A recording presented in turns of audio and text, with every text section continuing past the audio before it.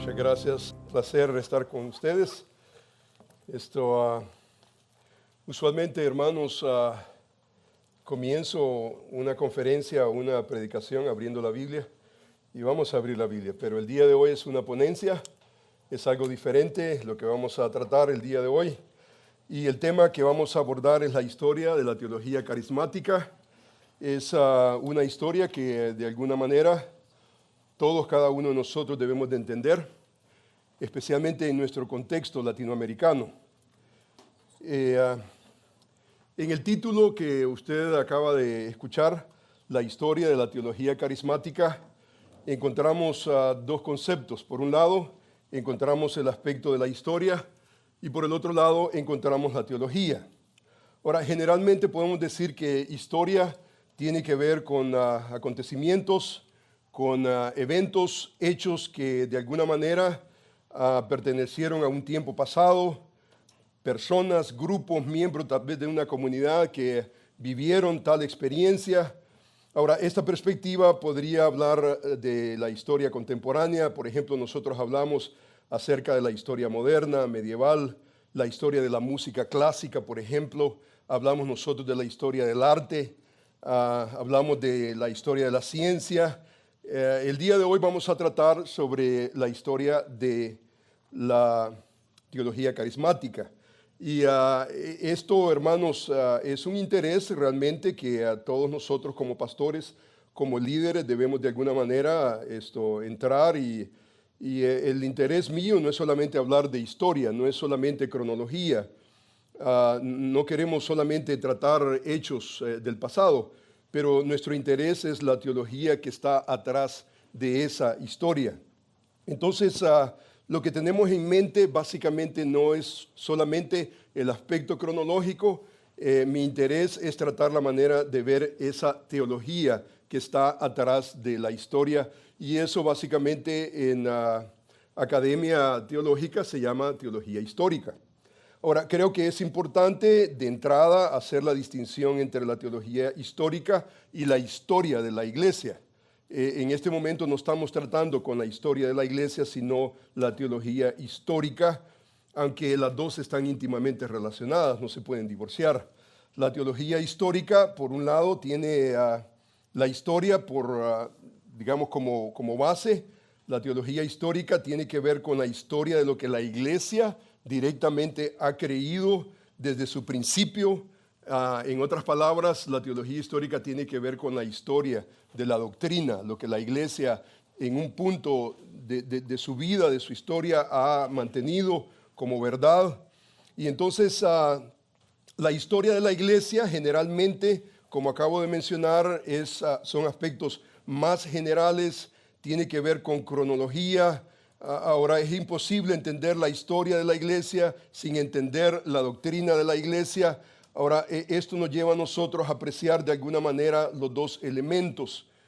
Pero nuevamente, mi interés en esta ponencia es la teología histórica, especialmente aplicada al movimiento carismático.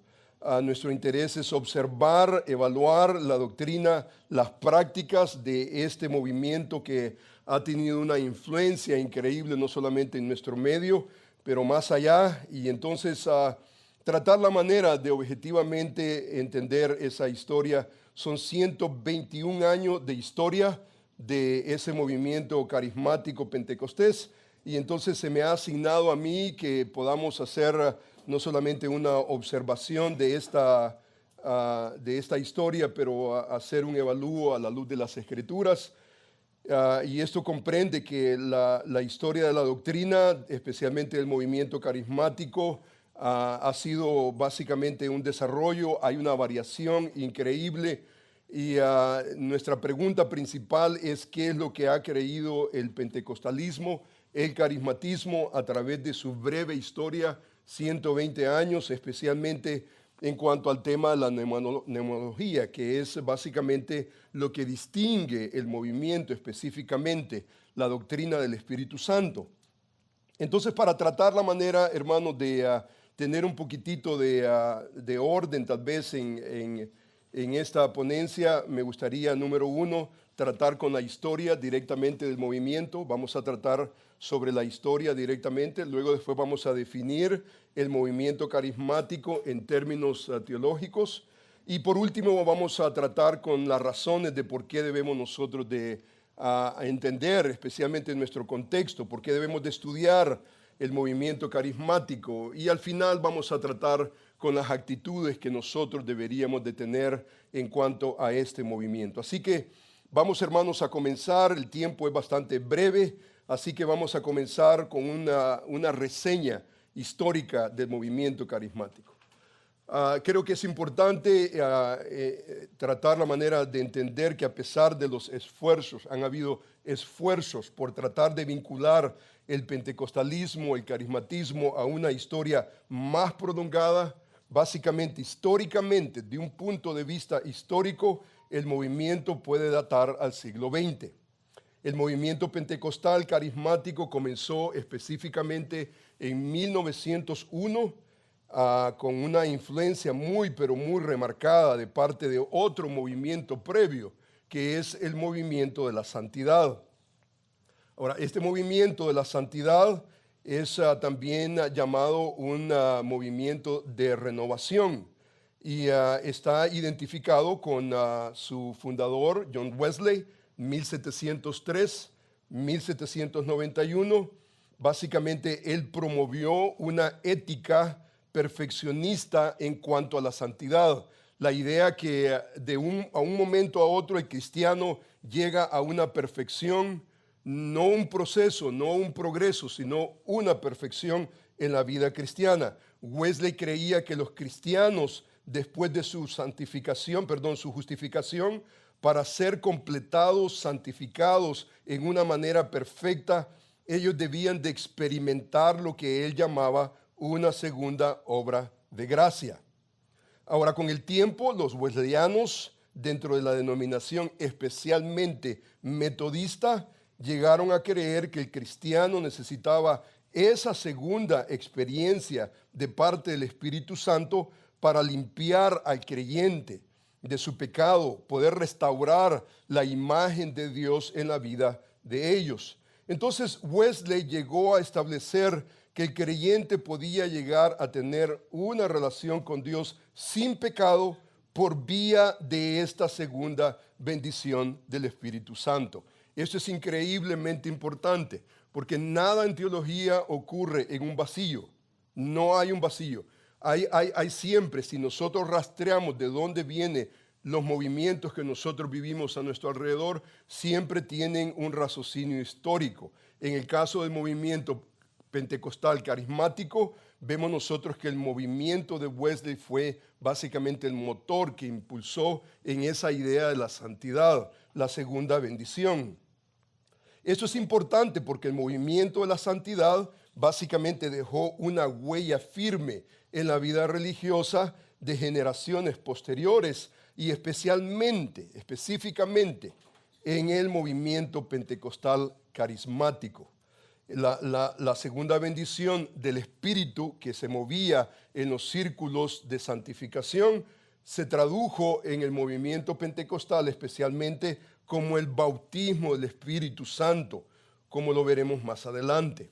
Ahora, los historiadores escriben que el pentecostalismo nació en el siglo XX, pero no se le concedió básicamente la importancia sino hasta entrado la segunda mitad de la centuria.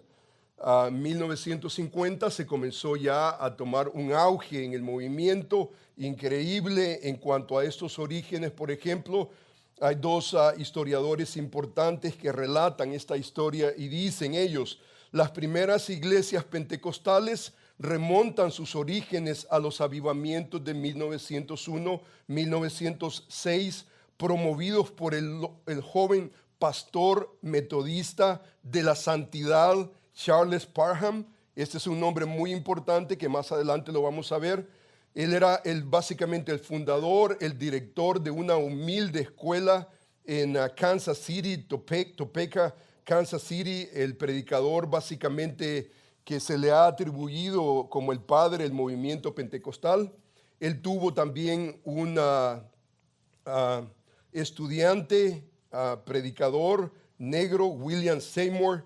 Él era su alumno y él tomó una dirección aquí en Los Ángeles, un barrio pobre, marginado, deteriorado socialmente.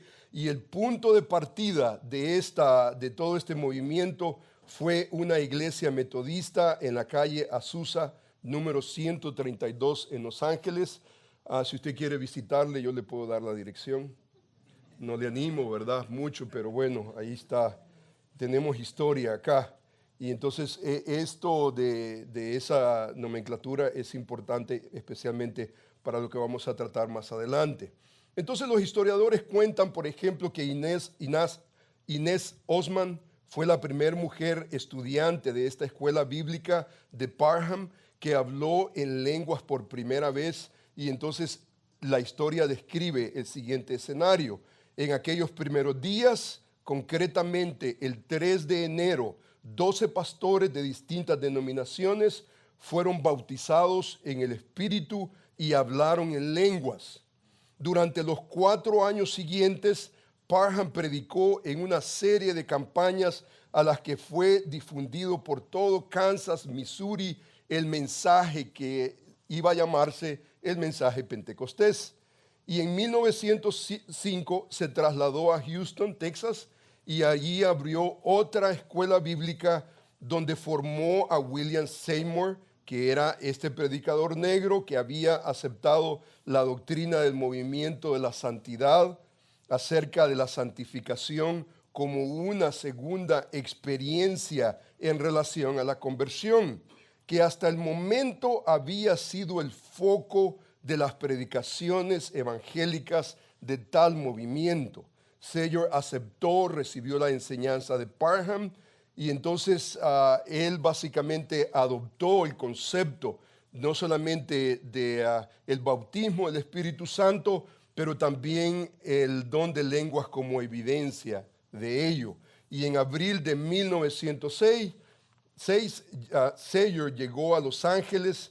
Él llegó a pastorear una pequeña congregación de morenos, pero no le fue muy bien porque no le recibieron con los brazos abiertos, especialmente ante la innovación, el mensaje nuevo pentecostal que se estaba predicando. Entonces Seymour comenzó a celebrar reuniones en localidades diversas y entonces terminó en la calle Gray y luego después en la calle Azusa, el número 312 de la calle Azusa en Los Ángeles. Básicamente fue la cuna del movimiento pentecostés. Hoy en día básicamente es el área de Little Tokyo.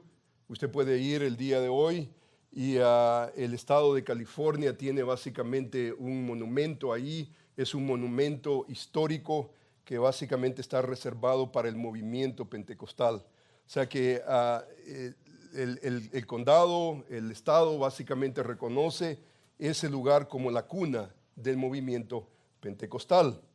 Ahora, este movimiento es primeramente visto en Kansas, después en Azusa, Los Ángeles, California, y con una influencia teológica de parte de Wesley, quien enfatizó lo que mencionaba hace unos momentos como el mensaje de la santidad en la iglesia de Dios. Desde entonces vemos este movimiento con un celo muy profundo por avivar a la iglesia del Señor, la santificación, que en cierta manera es una contradicción de términos, especialmente a la luz de la historia, lo que nosotros vemos a nuestro alrededor, especialmente de las figuras importantes del movimiento pentecostal carismático. Pero nuevamente los historiadores básicamente nos muestran que rápidamente el movimiento se extendió por todo el país, Canadá, muchas partes del mundo, Escandinavia, Alemania, Suiza, Gran Bretaña, Latinoamérica, Asia, África. Así comenzaron a surgir iglesias formadas por miembros que habían tenido la experiencia pentecostés. Y entonces gracias a ese trasfondo también metodista, que ya era una combinación, muchos de sus pastores no dejaron de llevar el principio de individualismo. Ellos comenzaron a agruparse en asociaciones nacionales, internacionales, y dieron orígenes a muchas denominaciones protestantes, pentecostales, carismáticas, como por ejemplo las Asambleas de Dios, la Iglesia del Evangelio Completo, que es realmente nuevamente una contradicción de términos, la Iglesia de Dios de Cleveland, la Iglesia del Evangelio Cuadrangular y otras denominaciones que surgieron por ese movimiento. Entonces podemos decir que este movimiento carismático en cierta manera nació, número uno, dentro de una cuna, de un marco social, político, económico, muy convulsionado en cierta manera aquí en los Estados Unidos. Por ejemplo, la mujer, los pobres jugaron un lugar muy, pero muy importante, algo que todavía no se ha separado del movimiento, mientras que la nación enfrentaba el reto de la pérdida de los valores tradicionales. El movimiento básicamente pentecostal, carismático, se iba desarrollando. Por ejemplo, Justo González nos provee esta nota histórica de este movimiento y dice que mientras tanto el movimiento carismático que había nacido a principios del siglo XX en la calle Azusa tomaba nuevas formas. Durante la primera mitad del siglo, su impacto se había hecho sentir mayormente entre las clases bajas y las iglesias de la santidad. Hasta fines de la década de los 50, sin embargo, comenzó a florecer en los suburbios acaudalados las principales denominaciones y la influencia llegó a darse aún entre el catolicismo. Casi todos los participantes de este nuevo movimiento carismático continuaban siendo miembros de su iglesia, pero al mismo tiempo habían fuertes lazos de afecto entre los carismáticos de diversas denominaciones. Él habla, por ejemplo, del elemento social. Él dice, por ejemplo, que la experiencia de huir del mundo, de sus realidades sociales, políticas, dice que esto le llevó a ellos a abrazar la participación del don del Espíritu que lo llevaba a una mayor participación en la lucha por el bienestar humano y la justicia social. Algo que no podemos definitivamente separar del movimiento. La realidad es que el movimiento comenzó con las clases más bajas de la sociedad y esto alude a una necesidad que no podemos escapar. Los primeros pentecostales, dicen los historiadores, eran negros en su mayoría, pertenecían a las clases sociales más bajas de la población. Además, predominaba el elemento femenino. Este origen humilde, marginal, del cual nunca se aparta, explica en gran manera la extraordinaria acogida que tuvo el movimiento pentecostal en los pobres, los negros, mulatos e indígenas de Latinoamérica. Esto es importantísimo, porque esto es básicamente el elemento de asociación. Ahora, los historiadores nos enseñan también que la teología pentecostal tiene su punto de partida en la experiencia. La experiencia está sobre encima de cualquier formulación teológica. La idea básicamente es la siguiente: es enfatizar, lo que se debe de enfatizar es la vida cristiana sobre encima de la doctrina cristiana. ¿Qué es lo que viene primero? No viene la doctrina, no viene nuestro sistema teológico. Lo primero que viene es la experiencia. O sea que la experiencia está sobre encima de cualquier formulación teológica. Y entonces esto significa que se valora la teología narrativa sobre encima de la teología sistemática. El interés no son las formulaciones teológicas, sino la experiencia con Dios, y la experiencia con Dios viene a ser básicamente un lente hermenéutico en este sistema de interpretación. Es a través de ese lente de experiencia que ellos mismos interpretan la teología misma, y es realmente una preconcepción de la realidad del movimiento pentecostal carismático. Un historiador, por ejemplo, dice, esta experiencia neumática calificada como pentecostal toma su nombre con referencia a la experiencia fundamental de Pentecostés, Hechos capítulo 2, que las comunidades pentecostales intentan reproducir de manera permanente. Es precisamente la voluntad de repetición de este acontecimiento histórico arquetipo lo que da a estas comunidades su identidad de ser pentecostal. Esta voluntad se transforma en una actitud, esa actitud en un hábito que al fin encuentra una afinidad electiva entre quienes buscan la experiencia como predominante. No obstante, dice este historiador, en algunos casos la experiencia espiritual parece ser un fin en sí misma, con lo cual se recoge el peligro, se lleva al peligro de caer en un subjetivismo anarquista. Es básicamente, no es el punto de partida, no es nuestra reflexión teológica, sino nuestra experiencia sobre encima de la razón teológica. En otras palabras, la teología pentecostal entonces no comienza necesariamente con el texto, sino que comienza con la experiencia.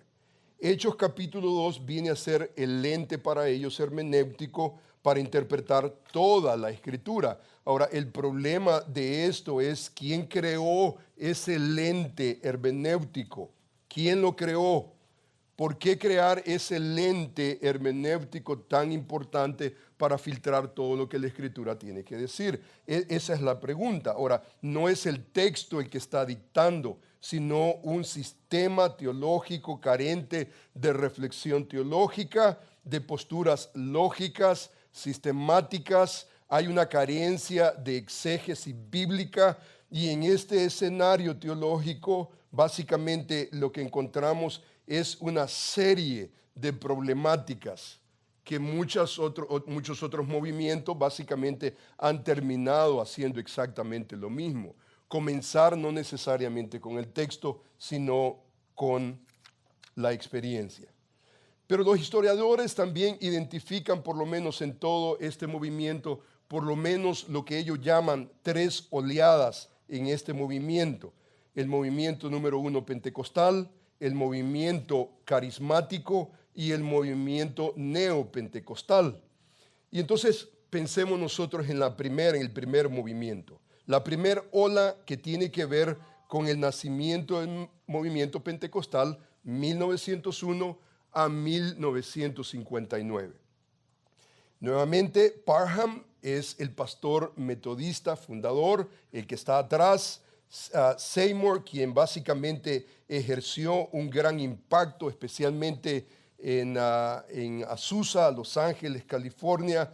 Los adherentes básicamente claman tener en cierta manera un poder especial iniciado por lo que ellos conocen como el bautismo del Espíritu Santo, que eso en sí mismo es una conferencia completamente aparte.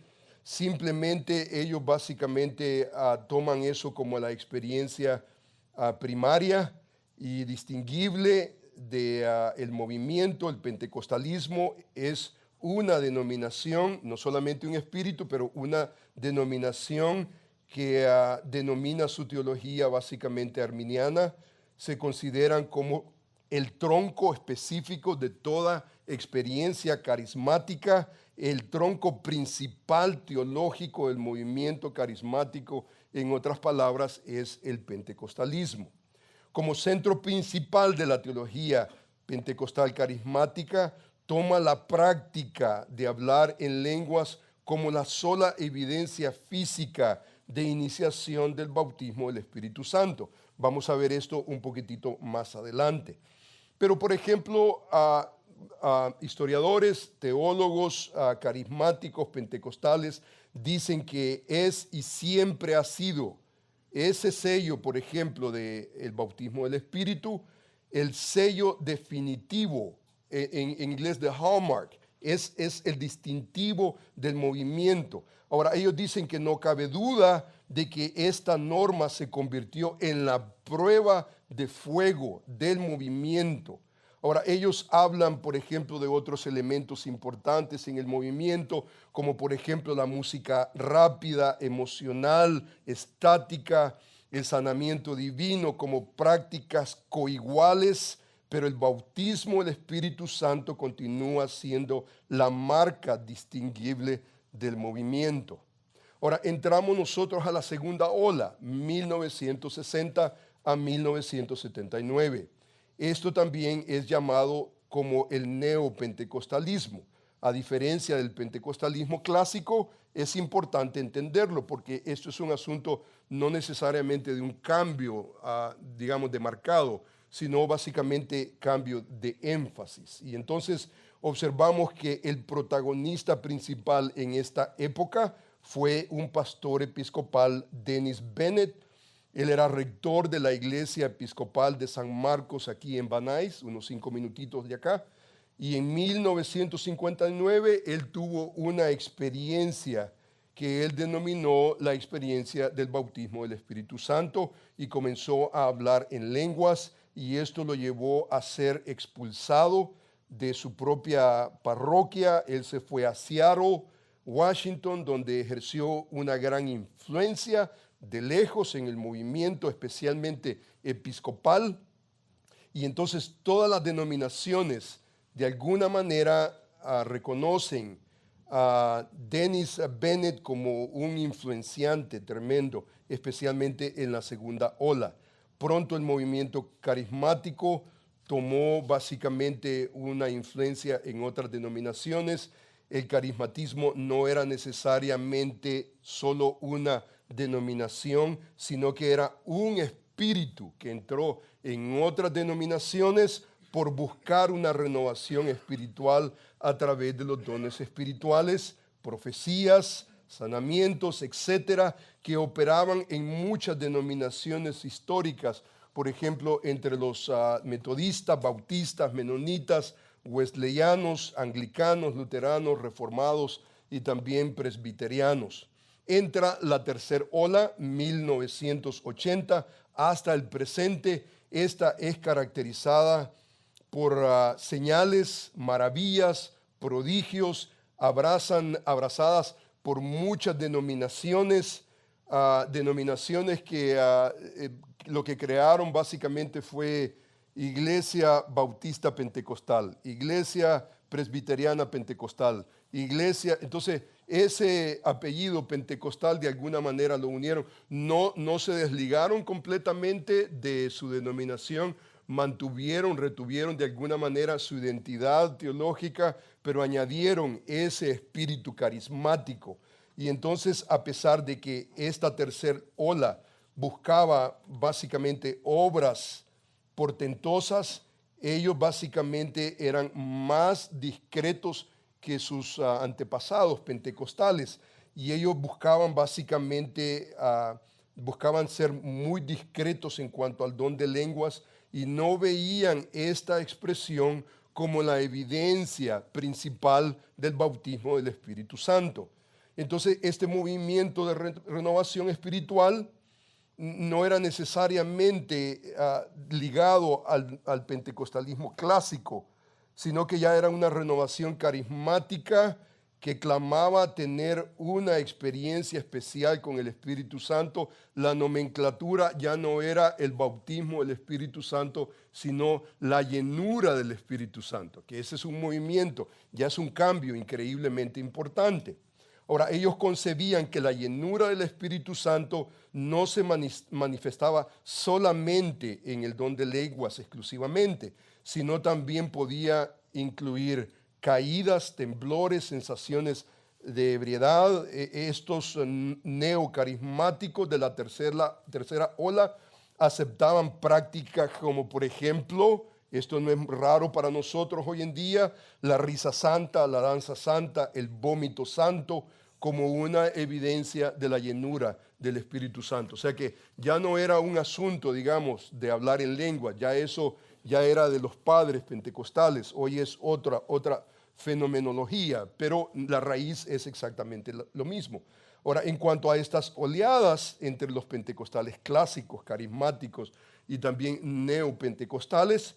Los historiadores dicen que en el fondo doctrinal básicamente es la misma cuna, pero la práctica es variada. La manifestación es variada. Básicamente los aspectos doctrinales son los mismos. Ahora, hermanos, cuando estudiamos este fenómeno de un punto de vista histórico, básicamente entendemos que 80% de los cristianos en todo el mundo se identifican de alguna manera con el movimiento carismático. Hay 500,000,000 de adherentes dentro de estas iglesias pentecostales carismáticas, y no solamente en sus denominaciones, pero fuera, lo cual representa el segundo grupo más grande religioso en el mundo, aparte de los católicos.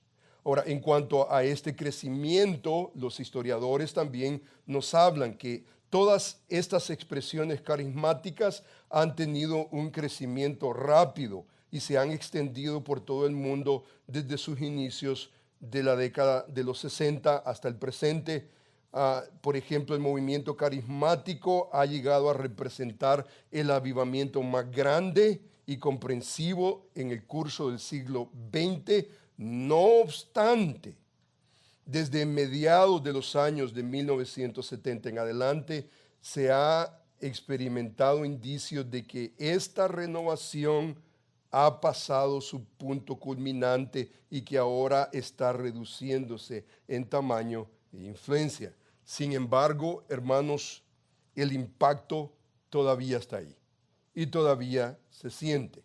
No hay duda que está menguando, pero la realidad es que está todavía vivo. Los historiadores pentecostales carismáticos consideran todavía el movimiento carismático como el más grande avivamiento que el mundo haya conocido. El interés del movimiento no es necesariamente su historia. Es más, si ellos quisieran cubrir la historia, ellos buscaran cualquier manera de cubrir la historia, pero no pueden. Leemos la historia y la historia nos habla realmente de lo que vamos a ver en unos momentos, que en cierta manera es una vergüenza. Pero lo grande del movimiento básicamente no es la historia, sino lo que el movimiento significa para el mundo entero. Por ejemplo, ellos hablan del movimiento carismático con matices apocalípticos, dimensiones escatológicas, y entonces dicen, por ejemplo, a estos historiadores carismáticos, ellos lo consideran como el cumplimiento de la historia. Ellos se ven básicamente como el cumplimiento de la historia. Dios está haciendo historia en su pueblo, no a través de las denominaciones tradicionales, no a través de lo que nosotros entendemos como el cristianismo histórico ortodoxo, sino a través de este movimiento. Entonces ellos hablan, por ejemplo, de esa llave revolucionaria de parte de Dios vinculada con este movimiento. Le llaman ellos, por ejemplo, el lavamiento de su iglesia. Y ellos ven, por ejemplo, el movimiento sobre la cabeza de cada secta, cada credo, cada sistema organizado de teología, poniéndola de vuelta donde está en poder, doctrina y gloria.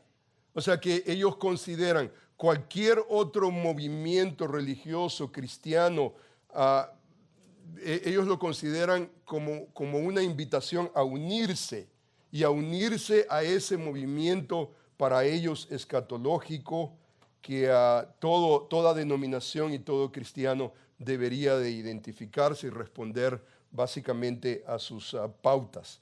Entonces, esta postura ideológica en cuanto a la posición del movimiento es altamente peligrosa, especialmente a la luz de las Escrituras.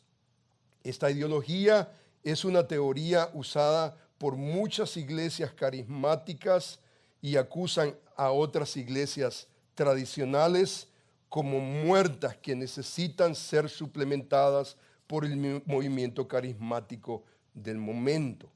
Pero yo me hago la pregunta y yo quiero que ustedes puedan reflexionar conmigo en qué consiste el movimiento pentecostal carismático, especialmente en términos teológicos, que ese es nuestro interés.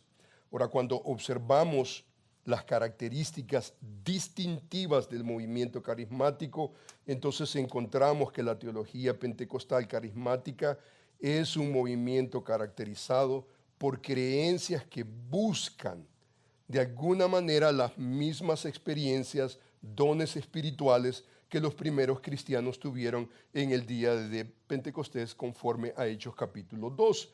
Estos movimientos enfatizan, por ejemplo, el hablar en lenguas, profecías, sanamientos, exorcismos y un tipo de adoración espontánea, emotiva, en momentos más allá de la emoción.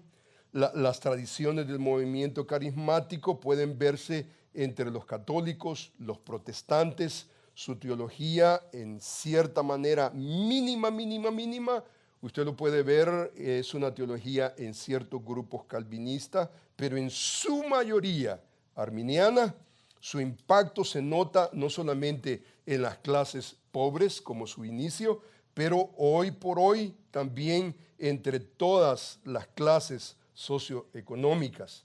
A pesar de que este movimiento está siempre en mutación y siempre está experimentando variaciones, el teólogo, por ejemplo, carismático Peter Dooley, él básicamente en el diccionario de pentecostalismo, movimientos pentecostales y carismáticos, él identifica 9 marcadores del movimiento carismático. Estas son las cosas que el movimiento cree. Algunas de ellas, usted ve los encabezados y dice, ok, ¿qué problema tenemos con eso? No tenemos problema. Pero, por ejemplo, número 1, ellos creen en un enfoque en Jesús y esto de alguna manera los hace un movimiento, digamos, cristiano, ¿no es cierto? Un movimiento cristiano. O sea que ellos no están clamando a Buda, ellos no están identificándose con ningún movimiento shintoísta, absolutamente. Ellos se identifican con Jesús. Ahora, la pregunta es cómo se identifican con Jesús. Pero bueno, los testimonios de los adeptos al movimiento se centran en un encuentro de alguna manera con Jesús, una entrega con Jesús, y esto básicamente los hace de alguna manera evangélicos, de alguna manera. Número 2, hay un énfasis por la alabanza. Ellos claman que los que son bautizados por el Espíritu Santo tienen una nueva capacidad para dar gloria a Dios a través de una alabanza espontánea, simbolizada por el don de lenguas en otras ocasiones con experiencias que el mundo no puede comprender. Esto dice que ellos han llegado a una explosión de nuevas canciones de alabanza, posiblemente sin paralelo a la historia cristiana. Número 3, hay un enfoque en la Biblia. Dicen ellos, los carismáticos, dicen, ellos se identifican con la Biblia. Hay un enfoque no solamente en Jesús, hay un enfoque en la alabanza, pero también hay un enfoque en la Biblia. Ahora, cualquiera de nosotros pudiera decir right on, ¿no es cierto? Hasta que nosotros definimos los términos. Ahora, el enfoque en la Biblia, básicamente, a pesar que los carismáticos enfatizan la experiencia, los dones del Espíritu de manera preponderante, ellos dicen que los carismáticos continúan tomando en serio el libro de Dios. Por lo menos ellos lo claman eso. Ahora, el problema comienza a surgir, número 4, en el siguiente postulado. Un enfoque a que Dios habla hoy a su pueblo como en el primer siglo. Ya aquí ya tenemos un problema muy serio, porque la Biblia habla, Dios habla a través de la Biblia, pero aquí encontramos también un enfoque en que Dios habla hoy a su pueblo como en el primer siglo, y entonces la expresión típica del movimiento es Dios me reveló. Y es una señal inequívoca de esa posición. Dios me dijo que tú tienes que darme tu carro, ese carro que acabas de... Dios me dijo. Entonces, en nombre de que Dios me dijo, hay un problema, porque, ¿me entiende? Por un lado, creemos en la Biblia, pero por el otro lado, se cree que Dios habla a través de alguna manera subliminal, de alguna manera especial, y el problema es que ellos consideran esa revelación de Dios como una revelación fresca, que de alguna manera está sustituyendo lo que las Escrituras enseñan. Ellos hablan, por ejemplo, de un enfoque al evangelismo efectivo, hablan, por ejemplo, de un enfoque a una nueva conciencia de la realidad sobre el mal. Por ejemplo, ellos tienen conciencia de Satanás, los poderes del mal. Por ejemplo, ellos practican la liberación, exorcismo, por ese postulado que ellos tienen firme. Número 7, los dones del Espíritu, no cualquier don, sino los dones principales, extravagantes, los dones que están asociados con el apostolado. Y entonces encontramos nosotros que ellos tienen un enfoque sobre encima de todo a la expectativa escatológica, que es experimental, en la cual todos deben de venir y deben de bajar cabeza ante el movimiento de ellos. Y número 9, hay un enfoque en el poder espiritual. Esa es una búsqueda por un poder sobrenatural para transformar la condición apática, no solamente de la sociedad, pero también de la iglesia, del mundo, y esto básicamente se puede expresar a través de su adoración y también a través de exorcismos. Entonces, este movimiento, conforme a sus distintivos doctrinales, promueve, por ejemplo, el concepto de las lenguas, las profecías, las sanidades, milagros, aún mujeres pastoras, apóstoles, profetas, profetizas, el bautismo del Espíritu, los demonios, o sea, atar, desatar demonios, la adoración a Dios, dones espirituales, etcétera, etcétera, etcétera. Ahora, tratemos la manera de entender primeramente en esta breve. ¿Cuánto tiempo tengo, hermano? ¿Alguien? 2 minutos, ¿no? Espero que tengamos tiempo para observar. Muy bien, vamos entonces a observar. Número 1, observemos, hermanos, al padre del movimiento. Evaluemos un poquitito y pensemos en el padre del movimiento pentecostal carismático, y este es Parham, Charles Parham.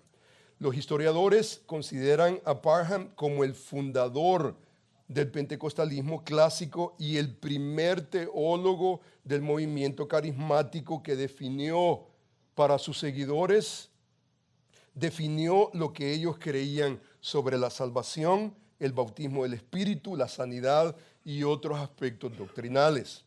Ahora, desafortunadamente, la historia también nos cuenta que Parham fue un líder con muy, pero muy mala reputación, como nosotros lo podemos observar en otros líderes del movimiento aún actualmente.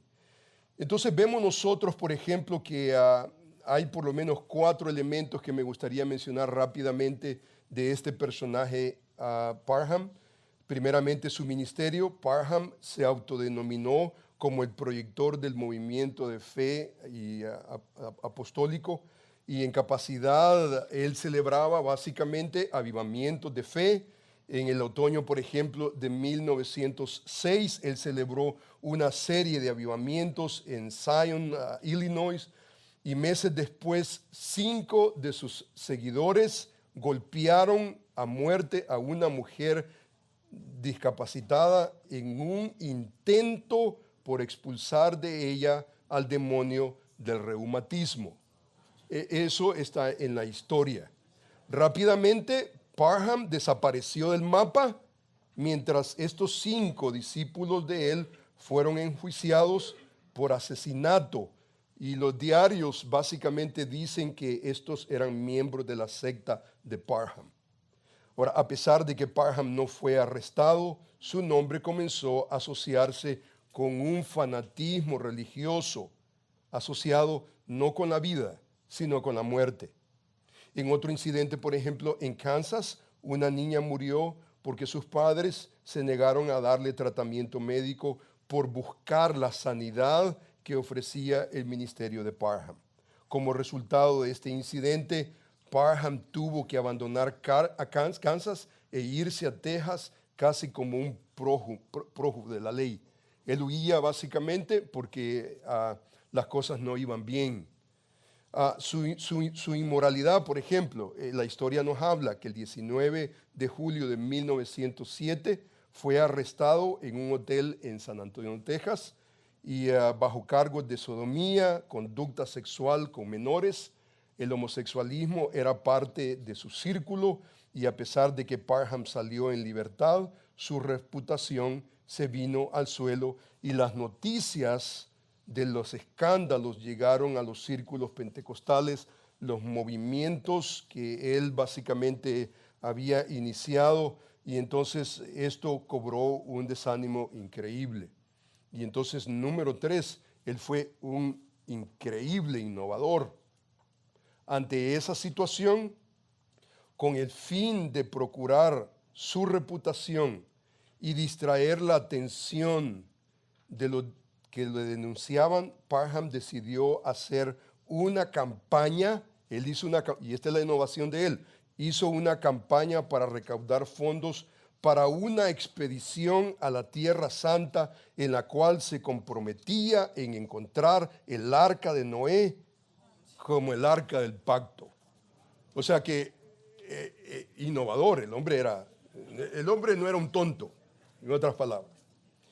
Y entonces su propio biógrafo, James Goff, por ejemplo, dice lo siguiente: después de delinear el plan ante la prensa, recaudar fondos suficientes, Parham viajó a New York en diciembre de 1908 para abordar un barco de vapor hacia Jerusalén, pero el billete nunca fue comprado. Y el dinero básicamente que él utilizó, él dice que explicó a sus seguidores que alguien lo había asaltado y que había perdido todo su dinero. Su teología, esta es la teología que está atrás del padre del movimiento pentecostal. Sus posturas teológicas han sido definitivamente cuestionadas, no como ortodoxas, sino como herejías. Número 1, fue defensor de lo que se llama hoy en teología la inmortalidad condicional, la idea que todos los impíos serán aniquilados y no sometidos al tormento eterno. Entonces Parham pasa a la historia como un universalista, algo que ninguno de nosotros creemos. Número 2, él creía que el hombre no estaba totalmente depravado por su pecado y que el hombre podía redimirse por sus propios esfuerzos y, bueno, lógicamente con un poco de ayuda de parte de Dios. Y entonces él pasa a la historia como un sinergista, rechazando el monergismo que hoy nosotros apreciamos, que distingue que la salvación depende solamente de Dios.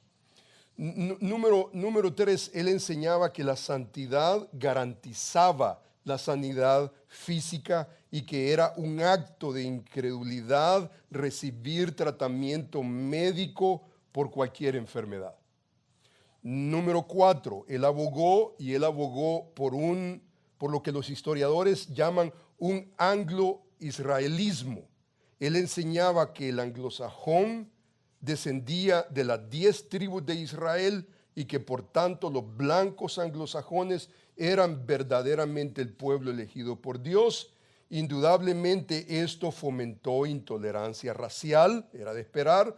Parham se opuso al matrimonio interracial, por ejemplo, en un sermón titulado Creación y Formación, publicado el 13 de agosto de 1905, apareció en el diario Houston Daily Post. Parham afirmó que la razón por la cual Dios inundó al mundo con agua fue por una respuesta del matrimonio interracial. Él escribe lo siguiente, él dice en este sermón: así comenzó el lamentable matrimonio entre razas, por lo cual el diluvio fue enviado como castigo y siempre ha sido seguido de plagas y enfermedades hasta la tercera y cuarta generación de los hijos de tales matrimonios interraciales. Si con el tiempo continúan los matrimonios interraciales entre blancos y negros, indios de Norteamérica, la tisis y otras enfermedades no tardarán en barrer a los mestizos de la faz de la tierra. Este es el padre del pentecostalismo. A pesar, por ejemplo, de que William Sayer, que era el predicador negro discípulo de Parham, ellos terminaron su relación y no les fue muy bien, porque Sayer básicamente viene al sur de California y él básicamente comenzó su ministerio aquí en Azusa, y él básicamente, Parham llega a los cultos que celebraba Seymour, y entonces se encontró y denunció a las mujeres blancas que se reunían con los hombres negros en el culto, en el mismo servicio. Y Parham lamentó, él arremetió contra ellos, y al final él terminó siendo rechazado. Al final de su vida, Parham apoyó abiertamente el Ku Klux Klan. Y Harris, por ejemplo, un historiador que lee hoy, por ejemplo, él ha escrito sobre presidentes actuales en nuestra historia. Harris, por ejemplo, es un historiador político, y él señala que el fundador teológico del pentecostalismo, Charles Parham, simpatizaba con el Ku Klux Klan. Dice, segregaba racialmente a los estudiantes de su escuela bíblica en Kansas, predicaba en contra de la mezcla de razas y creía que los anglosajones eran la raza superior. Este es el padre del movimiento pentecostal carismático. Número 2, importante número 2, la insistencia, por ejemplo, de hablar en lenguas en el movimiento carismático. En esta historia básicamente hemos observado que Parham, sus estudiantes, estaban convencidos que el hablar en lenguas era básicamente contundente. Ahora, ese es un asunto muy importante distinguir en la historia. El asunto de hablar en lenguas, para ellos, el asunto de hablar en lenguas era provocado por asuntos misioneros. Y cuando ellos hablar en lenguas, ellos pensaban en hablar en lenguajes, idiomas.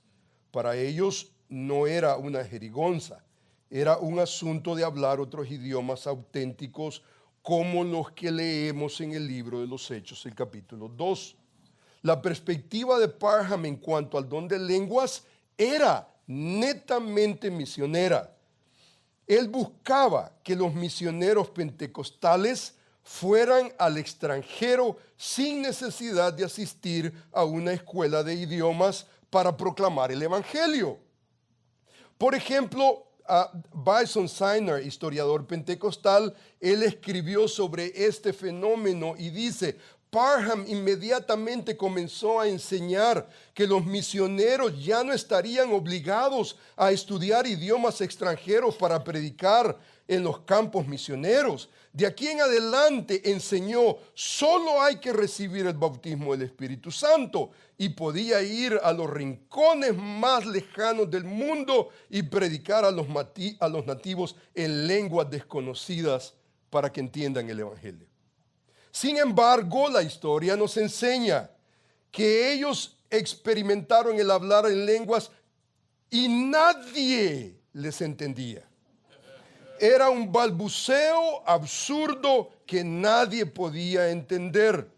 Y entonces su estrategia misionera resultó en un fracaso, porque los misioneros pentecostales salían al campo misionero, nadie les entendía cuando ellos hablaban en lenguas.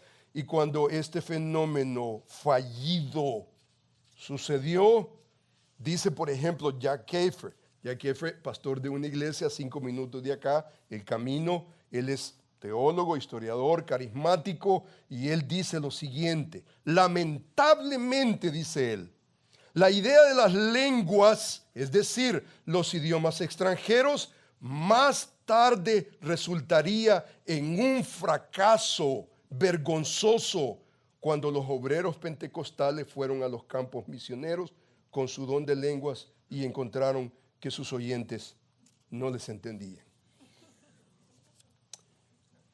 Otro historiador dice: S.C. Todd, de la Sociedad Bíblica Misionera, investigó a 18 pentecostales que fueron a Japón, China, India, esperando predicarle a los nativos de estos países en su propia lengua, y encontró, según ellos mismos reconocieron, que en ningún caso fueron capaces de hacerlo.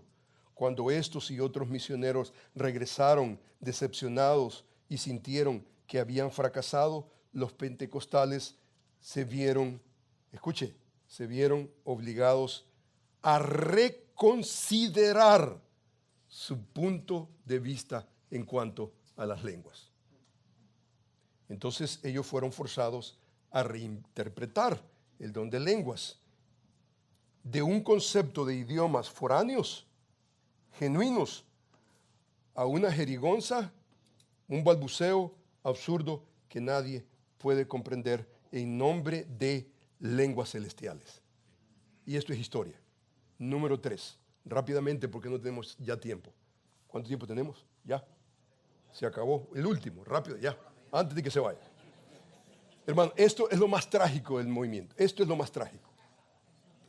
El menosprecio por la revelación de Dios, la Biblia en sustituto de la revelación subjetiva por profetas modernos. Los teólogos pentecostales carismáticos creen en la Biblia, pero creen más en las nuevas revelaciones por los profetas actuales.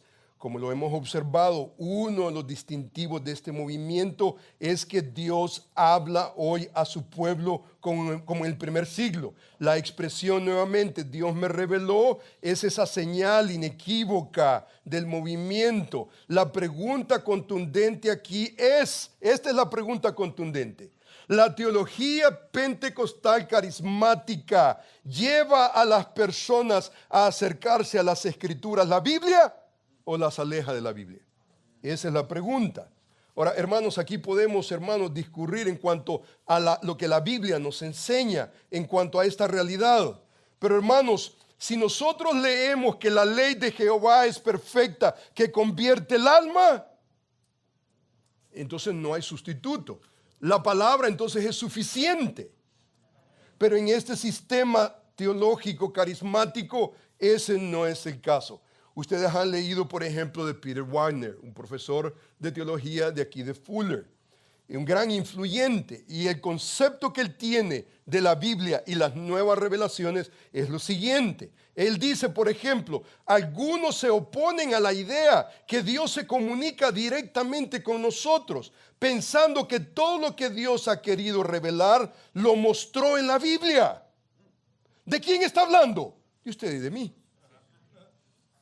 Sin embargo, él dice, esto no puede ser cierto, porque no hay nada en la Biblia que diga que contiene 66 libros. En realidad, a Dios le tomó unos 200 años revelar a la iglesia que escritos se debían incluir en la Biblia, los cuales los tenemos. Eso es una revelación extrabíblica, dice él, o sea que tiene un concepto pobre de la Escritura. Aún así, dice, los católicos, los protestantes todavía están en desacuerdo sobre el número de libros. Más allá de esto, dice él, creo que la oración es de dos vías.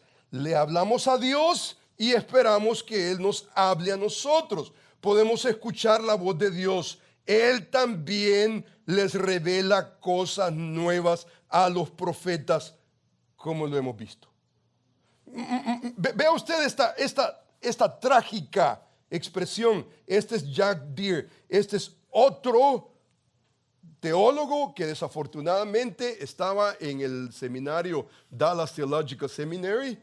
Él tuvo supuestamente una experiencia con el Espíritu y él dejó básicamente sus doctrinas reformadas y él abrazó el pentecostalismo, carismatismo, y él dice lo siguiente: con el fin de cumplir con el propósito más alto de Dios para nuestras vidas, tenemos que ser capaces de escuchar su voz tanto en la palabra escrita como en la palabra recibida, hablada desde el cielo. Satanás entiende la importancia estratégica de que los cristianos oigan la voz de Dios, por lo que han lanzado varios ataques contra nosotros en esta área.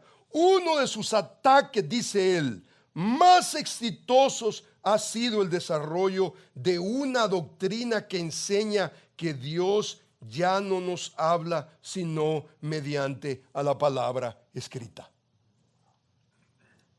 En última instancia, esta doctrina, dice él, es demoníaca, incluso a pesar de que los teólogos cristianos hayan sido usados para perfeccionarla.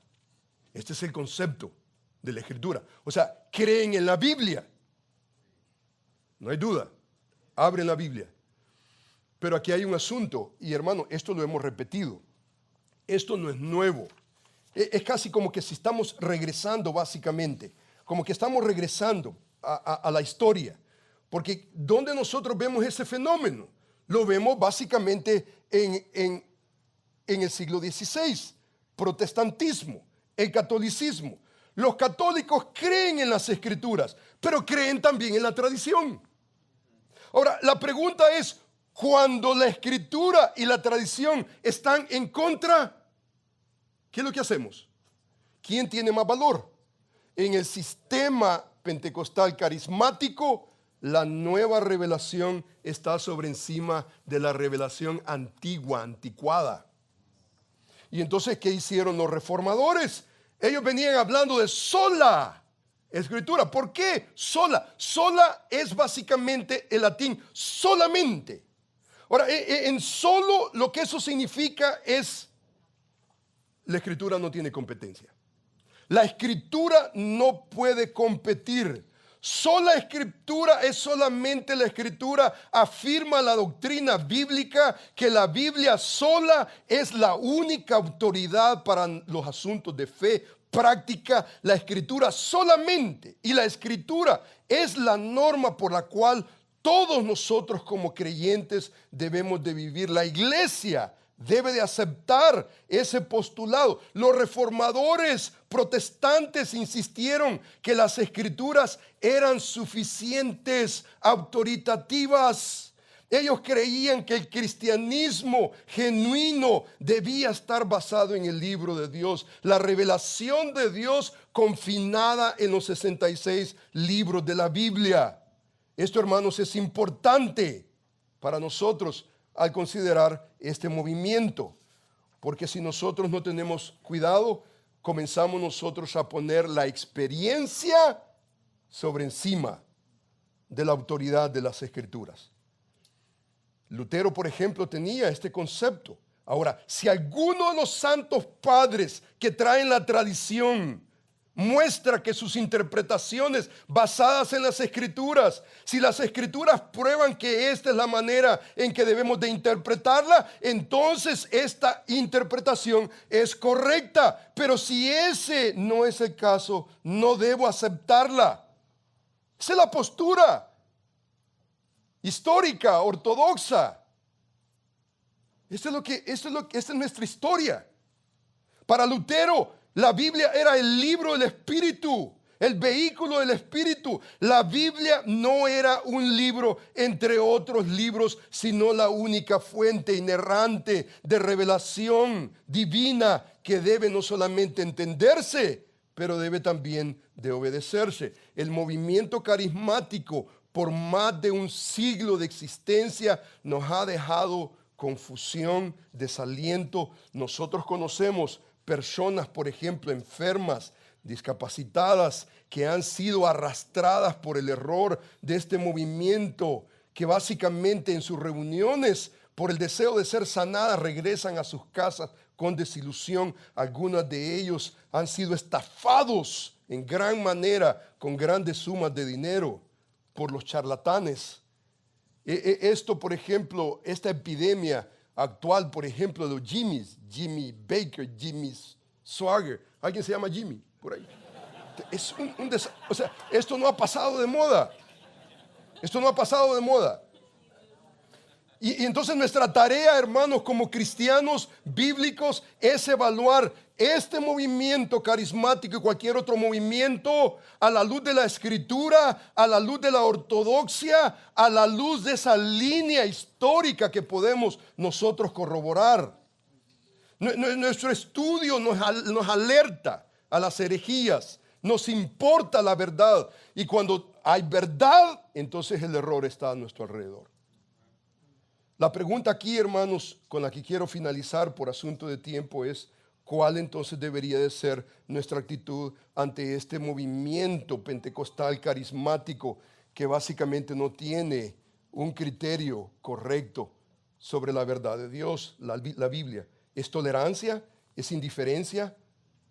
Algunos básicamente han aceptado, algunos son tolerantes, algunos dicen: no, yo no tengo mayor problema, especialmente en nombre de Dios, en nombre de la Escritura, en nombre de revelación. Y somos tolerantes. Algunos otros somos indiferentes. Pero yo creo, hermanos, que el criterio bíblico es discernimiento bíblico. Seamos fieles en la palabra de Dios. Lutero dijo que donde está la palabra de Dios, allí hay fe. Y donde hay fe, allí está la iglesia verdadera. Seamos, hermanos, la iglesia verdadera, buscando la verdad de Dios. La palabra de verdad confinada en los 66 libros de la Escritura. Yo quiero animarle que si en su vida, su iglesia, el mundo que le rodea, usted de alguna manera ha aceptado algún brote carismático, yo le animo a usted no solamente a evaluarlo, refutarlo y arrepentirse. Caminemos en los viejos caminos del cristianismo bíblico, reformado, confesional, que honra la palabra de Dios. Este es el buen camino que debemos de vivir para nosotros, para nuestros hijos, para nuestras iglesias. Que el Señor les bendiga. Oremos al Señor. Amantísimo Padre Celestial, Señor, queremos alabarte, porque nos has dado un criterio, la Escritura, la palabra. No estamos, Señor, a nuestra invención. No estamos, Señor, a nuestro criterio. Queremos, Padre bendito, honrarte, glorificarte en lo que tú, Señor, has hablado. No queremos desviarnos, Señor, del camino. Queremos mantener, Padre bendito, tu palabra, y queremos mantenerla, Señor, como lo que es la palabra de Dios, la que habla el mensaje divino. Señor, bendice a cada uno de tus siervos, cada hombre y mujer acá.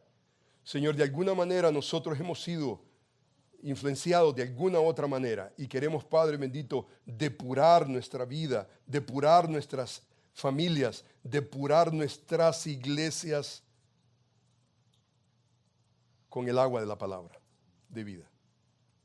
Señor, enséñanos, sé tú con nosotros. Y Padre bendito, yo ruego que a cada uno de nosotros nos des esa postura bíblica de discernimiento bíblico. Te bendecimos en el nombre de Jesús y para tu gloria. Amén.